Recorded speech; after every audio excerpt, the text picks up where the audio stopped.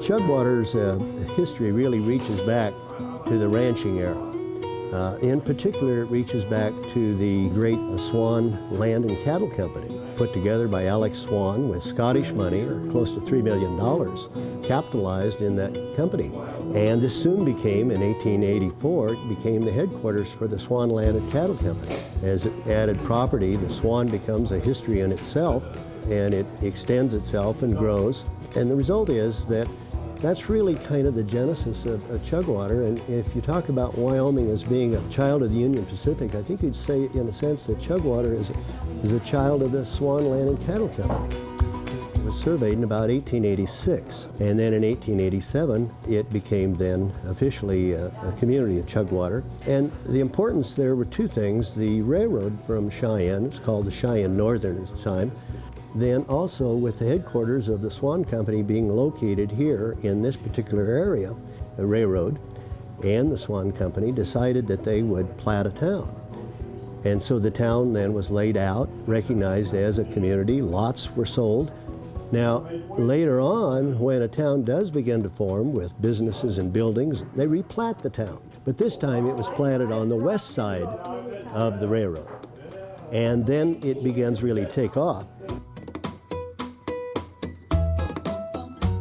I think that a lot of small towns across Wyoming are close to ranching and farming growth. Chugwater is almost kind of on an equal basis because pretty much everything then to the west of Chugwater is ranching, particularly along Chugwater, or Chug Creek as we call it.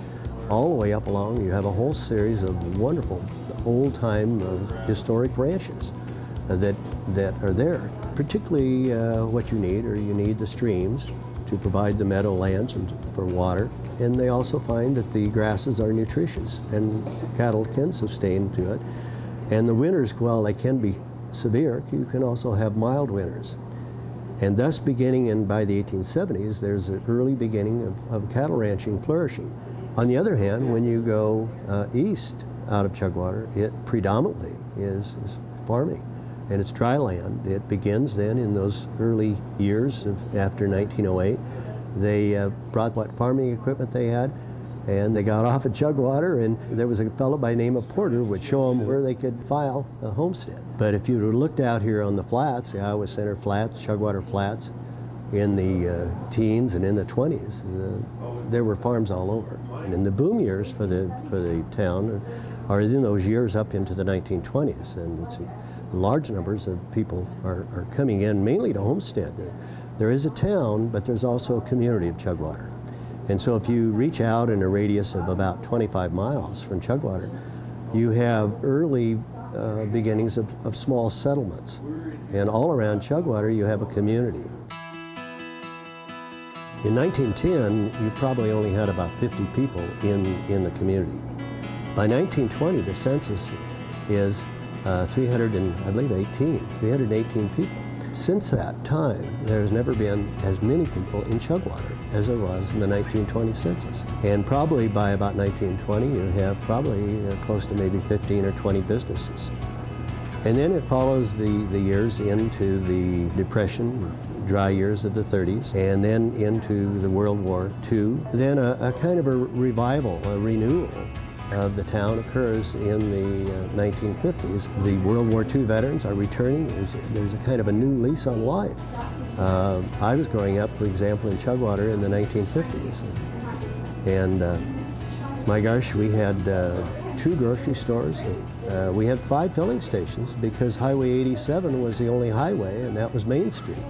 And so you had filling stations, you had cafes, Chugwater Bank, which has always existed back to about 1912, a couple implement dealerships, and people could still shop and get pretty much what they needed or wanted in Chugwater. And so all these outlying communities established had trade with Chugwater. It's a pretty impressive small town that's operating, and of course there's a lot of travel coming through.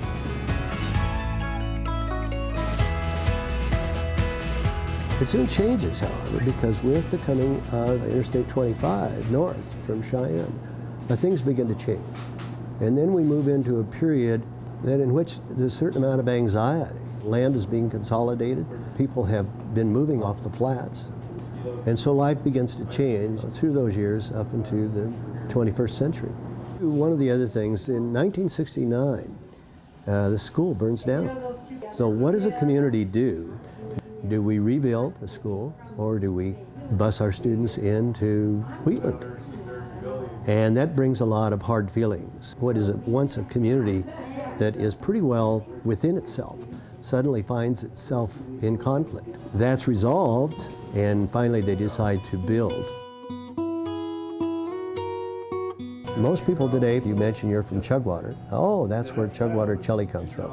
Well, Chugwater chili is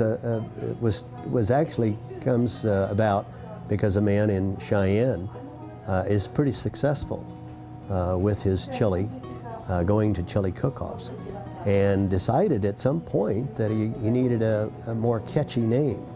And so he started, without any consultation with the town council, as I understand it, or he started then using the name Chugwater chili.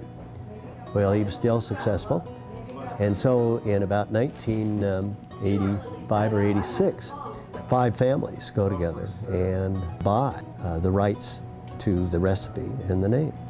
A year after these 5 families had purchased the recipe, what's really a seasoning, it's not the chili soup itself, but it's a seasoning. They started the Chugwater Chili Cook-Off, and it is the state championship, which brings in anywhere from maybe 1,000 to 1,500 people in this small town. It's a full day of celebration, bands, and all kinds of things going on, and games, and people can taste the chili and vote for who they think has the best chili. Despite the fact that Chugwater does not have a U.S. senator or a governor, people of that sort of fame, it does claim Steamboat, the horse. A lot of people think that Steamboat was the horse that was drawn for the license plate, but nobody is sure that occurred. But Steamboat did become a famous bucking horse. And Chugwater's claim to fame, if you will, it was the place, the beginning of Steamboat. So, one of the things you say, well, what's in a name of Chugwater? And that's interesting in itself, because it is an attractive name. It catches people. In fact, when I went off to college, students would ask me, where are you from, Hodson? And I'd say, well, Chugwater, and I knew what was coming next. Well, how did it get its name? And I would relate the story, and then they would say, Hodson, you're putting us on. The story probably comes through from various early trappers talking to Indians, and presumably a Mandan chief who was disabled and could not lead the buffalo hunt for that year, whenever. And he convinced his son, who the anglicized name would have been the Dreamer, to take over leadership of hunting buffalo. And the son evidently dilly-dallied around, and he was presumably a dreamer, too lazy to do it, whatever, but evidently come up with the idea, let's go out and surround the buffalo, and let's then decoy them, get them to go over the cliffs. Now, Chugwater is located in a valley with a stream running through it, and hence the Indians then, hearing the chugging of the buffalo as they hit below these cliffs, they would hit and made it, in their language, made a chugging sound. And so they named the stream the water where the buffalo chug. They passed that story, I presume, to the mountain men, and in terms people like Jim Bridger or others, it became then, that was the naming of the streams. And a town takes its name from Chugwater. In a small community, you get to know everybody. Even in your school, you have one school that houses all students from K through 12. You know all of those students. You know every teacher. And so you have that closeness, that togetherness that small towns afford. I think another thing that even still draws me to Chugwater today is its beauty. You know, we could go up in the bluffs and hike and wade in the creek. In 5 minutes you're outside of town, you're out in the country, really close to nature.